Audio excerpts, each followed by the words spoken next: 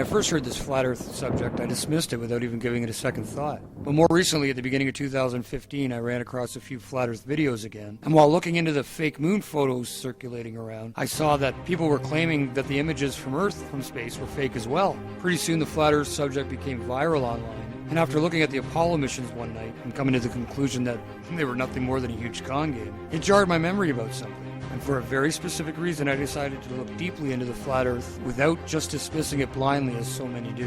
Why did I look into it this time? Well, I do pray for knowledge and wisdom and discernment, but maybe the recent Apollo footage I watched helped. However, I live near a very large lake, Lake Ontario, and I happen to remember going to the beach as a kid and looking across the lake and seeing New York State coast off in the distance. I never ever thought anything about it ever, except I remember it being there when I went to the beach. Now, I've been to that beach 100 times over the years. And once this topic gained more prominence in early 2015, the first video I saw explained the curvature of the Earth and what it's supposed to be in inches per mile. And it resonated with me because I remember that I could see clear across the lake to the other coast, something that broke all the sphere Earth rules. So with NASA fakery on my mind and the memory of seeing this coastline that supposedly was too far below the horizon for me to be able to see it due to the curvature of the Earth, I re-examined the flat Earth theory. And as unbelievable as it seems, it started to make a lot of sense, especially since I did distinctly remember being able to see that far coast basically anytime I was at my local beach. And as I've said, I've been there hundreds of times over the years. But even so, I went back to the beach recently and stood at the shore. I looked south and guess what? I could see the New York State coastline just like I remember. Now, I googled the distance and it was approximately 36 miles. I learned what the curvature of the Earth is supposed to be exactly at that distance, and according to the people that believe in the sphere, I found out that the coast should have been buried below my ability to see it by almost 900 feet. That part of the New York State coast had a top elevation of less than 300 feet, so that left at least a huge 600-foot discrepancy, and even more because I could see some of the height of the far shore. Was something really wrong with the reality that they've been selling us ever since we were born? Well, I ended up becoming a little fixated on proving or disproving the concept. And at first, I truly thought disproving the flat Earth would be rather easy.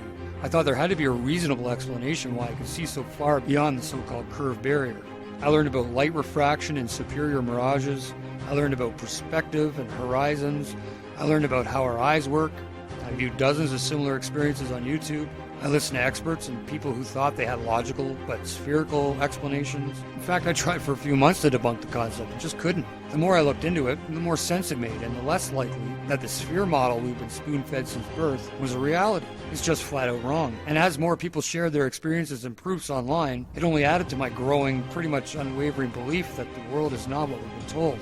And learning about how our eyes work and how perspective work helps a lot with understanding sunrises and sunsets and ships disappearing hull first at sea and other supposed sphere Earth proofs. I can't say for certain what shape the Earth is or how big it is, or if there's an Antarctic ring or a barrier beyond it, or if it's an infinite plane. Maybe everything we theorize is not complete. There are so many possibilities that it blows the mind, and the flat Earth has no real complete standard model because it's all based on us finding out things for ourselves. We agree on the facts and certain basics, but the rest is only hypothetical even if it seemingly makes sense. And as the evidence mounts for both the flat Earth and against the sphere, I wanted to create a special place where folks can learn and share what they've learned with other supporters. Differences of opinion are certainly going to come forth and should be expressed openly. But remember that the goal of my videos and their corresponding threads is to provide the opportunity to use each of us to learn and grow in any area that any of us has a problem in. If there is a thing you can't understand, then ask. Someone will have an opinion and we can go from there. If you have a point to make against what is considered an accepted flat Earth fact, please provide any relevant links or supporting proofs or videos. I am currently under the impression that the entire space program, even the low Earth orbit, and all that is there, is really just a sleight-of-hand trick by a group of illusionists that have swindled the public, the governments of the world, the media, and us into believing a lie. Everybody, a small group of corporations and cabals have almost complete control over the entire financial, educational, high-level governmental and media systems, leaving it up to real armchair scientists and normal people that can critically think and recreate experiments themselves to whatever, I do what I want. Global resistance. Where's my motherfucking soldiers at? It's time to strap up and go to war, motherfucker. We're gonna bring it right to the motherfucking front line. It's like we're living in a cage with invisible walls. The wicked zeitgeist of life making grown men crawl on their knees begging please save us from the boogeymen funded by the CIA funneled through Arabian banks. like a shank to the neck. They hit you from the back, no sweat, hold check and watch you shake and take away your freedom. You really don't need them when you're tucked away safe and protected by FEMA. Man, you must be a dreamer like the great pretender. Ask the Second Amendment, why I'll never surrender, but I'll never plead the Fifth. When it comes to September, I'ma yell it from the roof and expose the agenda. It's time to wake up and open your eyes to the matrix. This is going out to the troopers and patriots, living free and dying hard, speaking through battle scars. Astronauts to the moon. 10, 9, ignition sequence start. 6, 5, 4, 3, 2. Welcome to reality.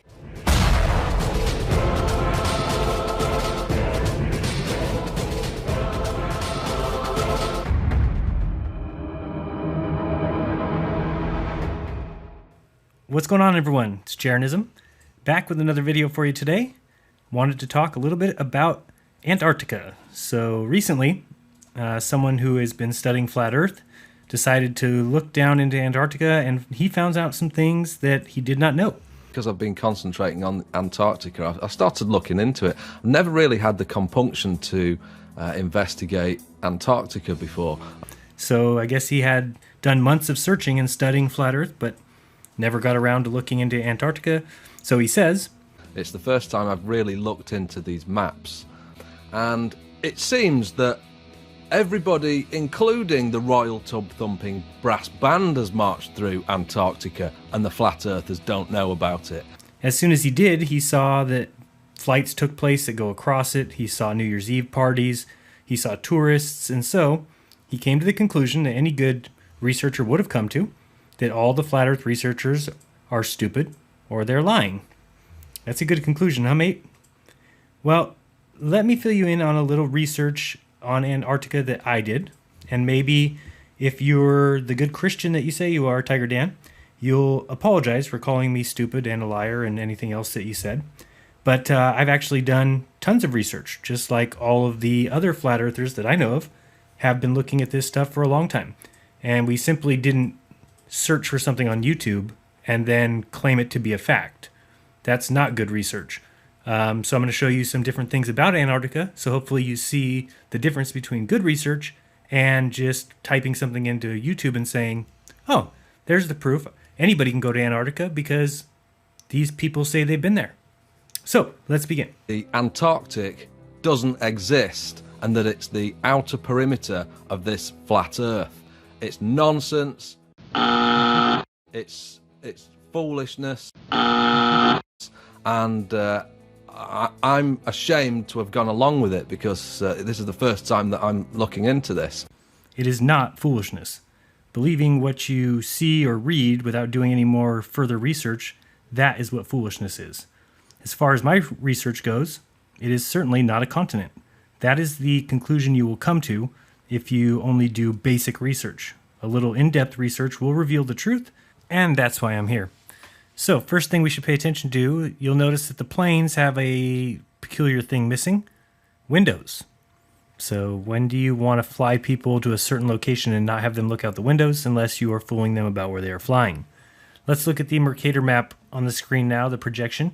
What happens if you travel west from America? You'll pop out on the other side, correct? Over by Japan. Now, what happens if you travel north? Do you pop out the bottom? If you travel south, do you pop out the top? No, you don't. So, interesting little tidbit of information there. Keep that in your mind. The point that you made that I found concerning was you said that it must be a continent because people build huts there and the news goes there. And the news also went to San Bernardino, and that wasn't a real event. And the news also went to Sandy Hook. That wasn't a real event. And people can build huts anywhere. Why would they not be able to build them on the outer edge of the flat Earth? I don't understand your research or your line of reasoning, but let's move on and get into these cruises into Antarctica. First of all, you can see on the screen here that they all go to these ports only. So you'll see that that is a very small section of a gigantic continent where people would all assemble and all the little cruise ports would be there. So that's very interesting. And a lot of people like me have been working very hard to figure out what is going on in Antarctica. And so what I did was I wanted to go ahead and look into booking myself a little cruise. But what they don't do is patrol the entire Antarctica, because anybody can go there. And what I find utterly stupid is the fact that there's literally tens of thousands of people moving over Antarctica every single week. So, the first thing I will do is show you why not everyone can go there. And the second thing is, I don't usually call people liars, so I'm just going to ask for your evidence in claiming that tens of thousands of people fly across Antarctica every week. That's what you said. So, show me the proof of flying across Antarctica. If you look up any flight charts, they don't fly across the continent at all. So, show your evidence on that one. On the screen now, you'll see why not everyone can go to Antarctica. Because not everyone has between $40,000 and $75,000 for a 5 or 6 day trip. So, I'm on this site. It's called polarcruises.com.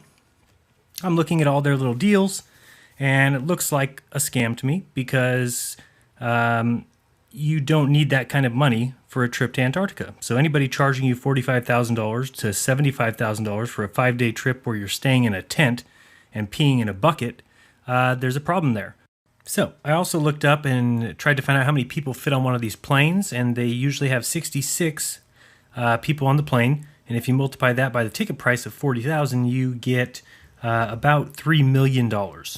So this is where I start to smell scam. To make that kind of money is not necessary on upcharging that much. So the first thing I did was run the site through Whoisology. Really cool site if you're looking for the owner of a site or IP information, registrar information. And when I found it, I got some other interesting news. He owns over 150 other related domains besides polarcruises.com. In fact, look at all these. This travel agency or scam center have all the Antarctic and Arctic trips in their hands. You must go through them. So that was just more fuel to my fire. Sites like penguincruise.com, Antarctica Cruise, Antarctica Tour, Antarctica Trip, Polar Bear Cruises, Antarctic Voyage, Antarctic Journey, Antarctica Journeys, Arctic Voyages, Antarctic Tour, Antarctic Vacations with a hyphen, Antarctic Trip, Antarctic Adventures, Antarctica Cruise. So, as you can see, he definitely has the corner on the market. Next up was to find out, are they even in business, or is it an all-out scam? So I searched for reviews on other sites. Obviously not their own site where they could make whatever review they want, but on other sites. First review I find is the review right here. Polar Cruises reviews. Maybe this is too late to help you, but here's our experience with Polar Cruises. They were very helpful at the beginning when we first called about a cruise. They told us there was only one cabin left on the cruise that we were interested in, and that there was a waiting list for it, which upon looking back doesn't make sense. Why sell it to us if there's a waiting list already? But we went ahead, paid the deposit, and wired the balance. 15 days before departure of the cruise, an unexpected medical issue emerged and we couldn't make the cruise. We had no trip cancellation insurance, big mistake, and immediately called Polar Cruises. After some delay, Polar Cruises told us that Oceanwide Expeditions, the ship's operator, would allow a name change for the cabin, that is, find someone else to take the cabin, but we had just 24 hours to do this, and that if we couldn't find anyone, to call them immediately to cancel our booking, but with zero refund. We asked if they could help us, given the extensive contacts they have, but they didn't even reply to this appeal and did absolutely nothing to help. We then called Oceanwide Expeditions and said 24 hours was too little and to do anything. After this call, Polar Cruises then informed us that we had a few more days to do the name change. One question that still remains is why Polar Cruises had given us a 24-hour deadline if we were not going to get any refund from Polar Cruises or Oceanwide anyway. In sum, our experience with Polar Cruises was not a good one, and I would never recommend them. So, you're talking about probably the theft of $25,000. Just a guess right there. Who knows how much the trip was for? Could have been $70,000, could have been $10,000. I don't know, but I was on the right track. There's a problem with taking a cruise down in Antarctica. Now, I hope you are ready for this story to get a little bit juicy. Thanks for holding on so far, because it's about to get real interesting. So, in looking at the page here that lists the employees, I'd already looked up Jim, couldn't find anything. He's the one who owns all the domains. I looked up Sharon, couldn't find much. Again, both Jim and Sharon have very non-unique names. But Chuck and his wife, Lynn, were easy to find. Here you're looking at Chuck Cross. He is a Antarctic polar expedition leader, so it says. So is his wife. But they only have one photo of themselves all online. So, I mean, if you can search Google, I did here in a second, you'll see it on the screen. And that even putting her name and Bend, Oregon, where they supposedly live, turns up just that one photo and only articles that look like they come from their site or are in regards to them being travel agents. You can see here, just that one picture up at the top. So that left me with one other person. And I looked her up, and I always thank my lucky stars when I see somebody with a unique name. They're usually easy to find online. Her name is Nina Spinrad. So here it talks about her being an outdoor lover. And so I began to search Spinrad, Nina, and I get a ton of results for a Dr. Richard W. Spinrad. Who is he? Well, he was named in 2014 as the NOAA Chief Scientist by Barack Obama. Then I see Mr. Spinrad was the president of research at Oregon State before his appointment as head of the National Oceanic and Atmospheric Research Center. And, of course, we know that this travel agency is based in Oregon. So, prior to that, he was the research director for the U.S. Navy. He also is part of the global warming lie, as he is a direct and permanent representative to the United Nations Intercontinental Oceanographic Commission. He has been given awards from Bush and Obama, and now there's no way that this Nina is related to him, right? So I found a obituary for a Gene Thompson. And if you're ever looking for relationships, the best place to go is obituary, since it spells it right out for you. And in Gene Thompson's obituary, he was survived by his daughter, Elena, and her husband, Dr. Richard Spinrad, and their son, Gary, and his wife, Nina Spinrad. So for those of you following along, we now have one company who owns all the domains for Arctic and Antarctic trips. It has 5 employees. One of them is the daughter-in-law of the head honcho and President Barack Obama's selection for chief scientist for the NOAA. So that means we have a Navy veteran, a military man who has taken a military oath in charge of the ocean as chief scientist, just like all of our scientists who went to the moon, who are on the ISS or are currently or former military. Worth noting, if you spend 10, 20, 30 years in the military and then you get honorable discharge or you leave or retire, you're then considered a civilian. So if you become an astronaut, you are a civilian astronaut. So when we look closely, we can see that, honestly, most of what we think of as science has been militarized. Also wanted to point out, if you look at the screen now, you'll see I did some flight tracking. And I don't see any planes that are going anywhere near the Antarctic landmass, which really only makes sense when you think of Antarctica being the ring around the flat plane. If it were a giant continent on the bottom of a globe, why wouldn't we be crossing it to go from Australia to South America, etc.? And flat earthers just don't seem to know about this. And they think that Antarctica doesn't exist and that it's a military manned base and they don't allow anybody in there. Well, anybody can go to Antarctica.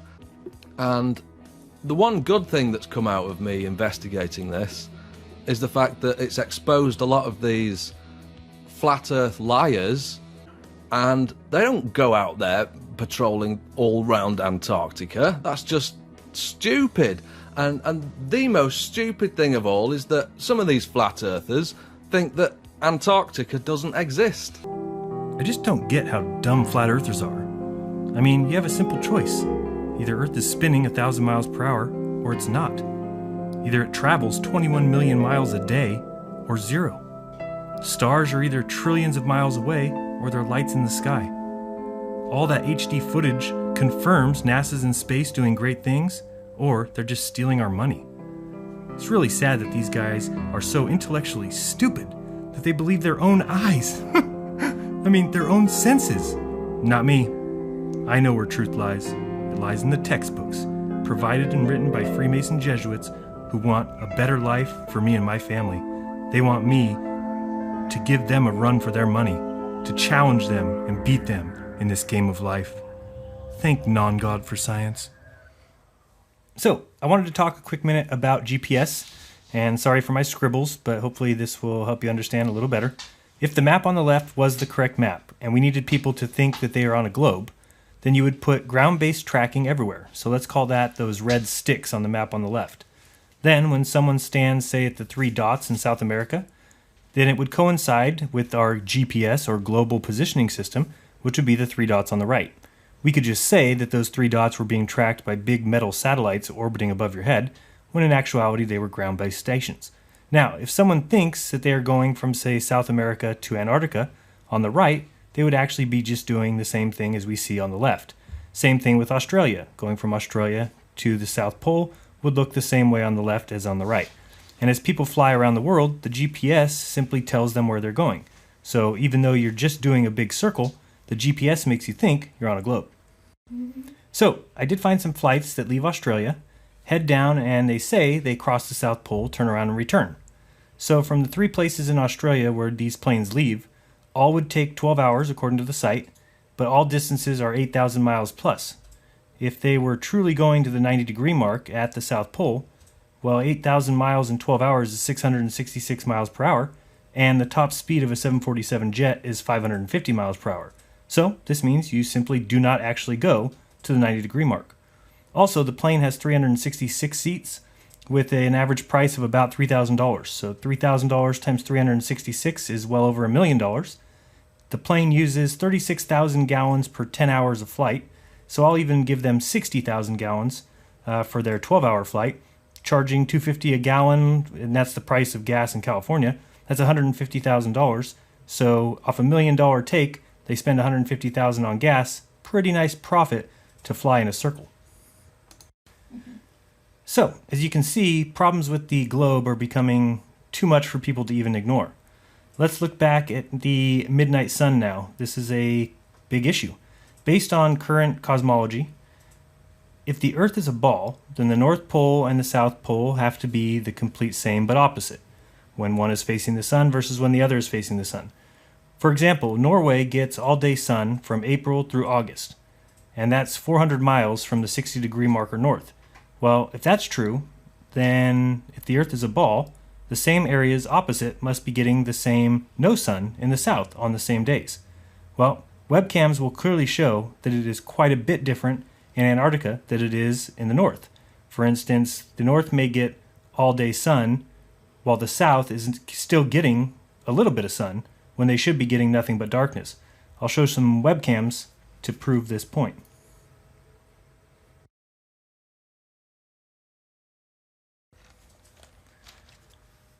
So the first question you might ask is, of course, well, what is the midnight sun and where can we see it?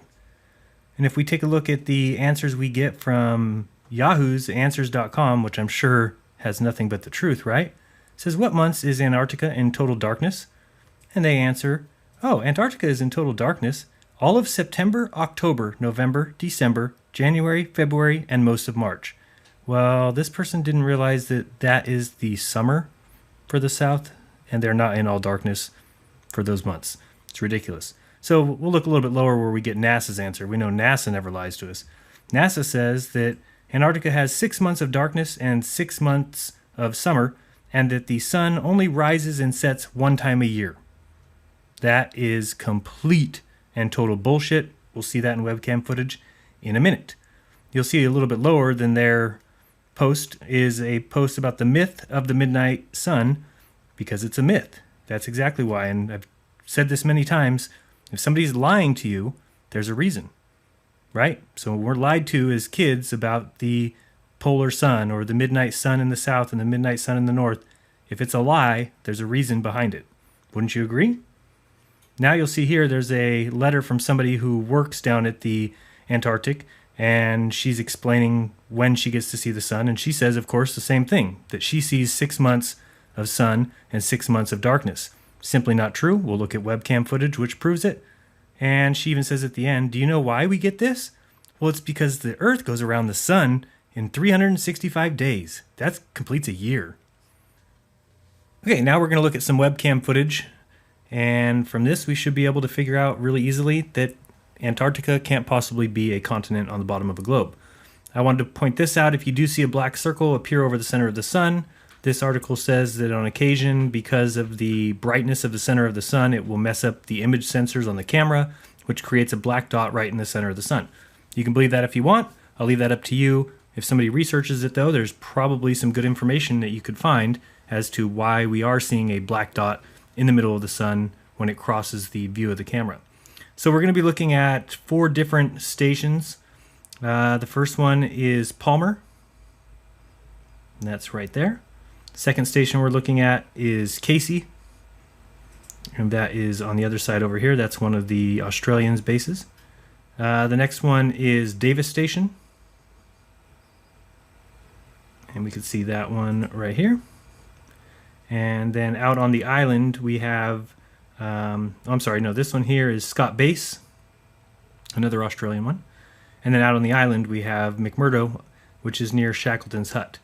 So this is a webcam footage, and I will show you wherein lies the lie. So you see the sun come and go from your upper right to your upper left. And let's watch the shadow of the stick that's straight in front of us. So the kind of green one, straight ahead. Let's watch, keep an eye on that shadow, and you'll notice that the camera simply resets. So here comes the shadow towards us, but why don't we get to see the shadow go around? Notice that the shadow of the green flag is coming around, but we never see it go in front of the green flag. Why is that? Because the sun isn't going around the continent. If it was, we would see the sun go around, then it would be behind us. If the sun was behind us, the shadow of the green flag would be in front of it. But that never happens. What happens is the sun is coming in from the northeast, coming across the horizon and going off to the northwest. You can even watch the sky. If you watch the sky, you'll see it is circling northeast to northwest, not circling around us. Again, if it was going around us, we would see that flag pointing straight forward. You'll see that there's definitely an issue with what we're taught. One of the easiest ways to prove that also is the amount of time that it would get all day sun or all day night versus the North Pole. And we've got people who live near the North Pole in Norway, in Alaska, in Canada, and those people can tell us what they see. And what they see does not match the opposite down in Antarctica, meaning if in the North Pole they're getting 4 months of full sun, then at that exact time, the South Pole should be getting 4 months of full no sun. Doesn't happen. At the most, they get 6 weeks. So it simply means we don't live on a globe. Now you'll notice here that they start, when the sun starts getting really low, they'll actually blow a fog or a smoke or could be even snow. I don't even know what they're blowing. But you'll see if you look straight ahead that there's a blower that blows along the horizon. The reason for that is so that people who are down there don't get to see what the sun is actually doing, which is not circling their heads. Now, I will admit that for 6 weeks a year, Antarctica does get full sun. I've seen it on these webcam footages, but it is not, they don't have a view of the sun. So I know it doesn't make sense, and I fully admit that this is something that we need to research, because somehow when the sun leaves to the northwest and circles all the way on the other side of the earth in its daily path, somehow it is remaining bright in Antarctica. Now, is that because of something in the atmosphere? Is it being some sort of reflection? Not sure. But it does prove 2 things. A, that it needs to be studied. B, that it's not a globe. Because if it was a globe, you would simply see the sun do a complete circle above your head. Now we can see this flag straight in front of us. Tell me why don't we see, where's the shadow of the flag at the, I don't know, what would you say, probably from 7 o'clock till midnight as far as a clock. We don't ever see the shadow there. See how the shadow starts at about 5 o'clock, or no, that's about 7 o'clock, and rotates counterclockwise. We see it come all the way up to about 1 and disappear every single time. That again comes down to, if they're lying to you, there's a reason.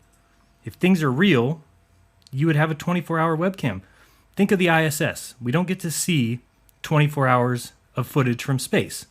Just like we don't get to see 24 hours of footage from Antarctica. But you can watch pandas for 24 hours. Or you can watch the grave of Andy Warhol. And so what I'm saying, as I've said a million times, is use your head. Why wouldn't they show you 24-hour footage from Antarctica? It's because it doesn't match what's in textbooks, because it's not true what's in textbooks, because it is not a continent on the bottom of a big ball, mostly because you can't live on a ball. There's a lot going for the flat Earth, yeah, absolutely. There's an awful lot going for it, because I've analysed every facet and detail of the flat Earth, with the exception of Antarctica, which I'm looking into now and finding out that everybody has marched through that place. By everyone, what exactly do you mean? Like, everyone has been to Antarctica? Because it gets about 40,000 visitors a year, which I think is an extremely high number. But let's say they do get that many. Take that over the 7 billion people in the world. And the percentage of people that go to Antarctica is 0.0000058%. So you're right. Everyone has marched through that place. But you'd have thought that these people who are pushing the idea that Antarctica doesn't exist would have done basic research first. So, I have now shown you several reasons, Tiger Dan, as to why, once I had done the research, I believe that Antarctica is not a continent on the bottom of a globe. You called me a liar, you called me stupid, and so let's see if you can admit you were wrong, or continue making claims based on zero research and zero evidence. I'm willing to admit when I'm wrong about something. And I think that it's the case that a lot of 90% of these flat earthers out there, they get something wrong, they get proven wrong, and they just ignore you and continue to spout the lies, which is what I'm seeing taking place. They'll just continue lying to you. And I'm not about lies, I'm about truth. And if I find something that contradicts the official flat earth narrative, then I'm going to point it out and show you, because I'm not about lying to people. So yeah, that's where I'm at the moment. I'm just really annoyed about this Antarctic thing. It does exist, it really is a continent, and it's down there, it's measurable, and it's not the outer perimeter of the flat earth, so something else is. And I'll continue to look into it, and I'll get back to you as I come up with more information. So hopefully you have seen that I've given you enough evidence now that you can take back the claim that you made that Antarctica must be and is a measurable continent at the bottom of a globe. It's not, and for many reasons, and I hope you can see that. Just looking at the screen now, watch this again. Keep an eye on the clock up there, the date and time in the upper left-hand corner, and watch the sun as it comes across the horizon, but it comes from the northeast, goes to the northwest, because in Antarctica, the sun's going to come into your view and then leave your view as it does its circle, its daily path throughout the flat plane that we call Earth.